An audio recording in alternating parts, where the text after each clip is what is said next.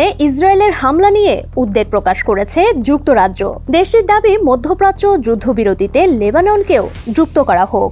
অপরদিকে ইসরায়েলের হামলা নিয়ে চীন বলেছে বৈরুতের সার্বভৌমত্ব লঙ্ঘন করা উচিত নয়।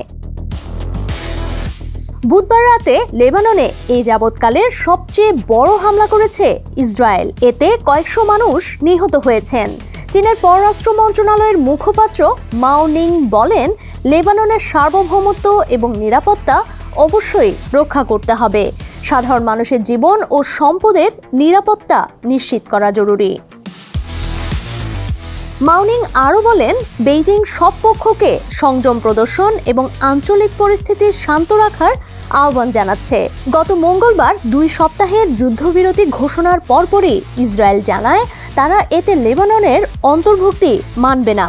প্রধানমন্ত্রী বেনিয়ামিন নেতানিয়াহু স্পষ্ট করে বলেছেন, লেবাননে হামলা অব্যাহত থাকবে। আর মার্কিন ভাইস প্রেসিডেন্ট জেডি ভ্যান্স সাংবাদিকদের বলেছেন, ইরানিরা ভেবেছিল এই যুদ্ধবিরতিতে লেবানন অন্তর্ভুক্ত, কিন্তু বাস্তবে তা নয়। নাজুক এই যুদ্ধবিরতিতে লেবানন ঘিরে যখন নতুন করে অস্থিরতা তৈরি হচ্ছে, তখন যুক্তরাজ্য বলছে শান্তি প্রতিষ্ঠা করতে হলে বৈরুতকেও যুদ্ধবিরতিতে অন্তর্ভুক্ত করতে হবে। ব্রিটিশ পররাষ্ট্রমন্ত্রী ইভেট কুপার স্কাই নিউজকে বলেছেন, যুক্তরাজ্য দৃঢ়ভাবে চায় লেবাননকেও এই যুদ্ধবিরতিতে অন্তর্ভুক্ত করা হোক।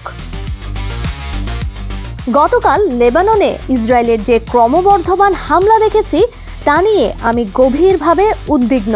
লেবাননে বিপুল সংখ্যক মানুষ বাস্তুচ্যুত হয়েছে।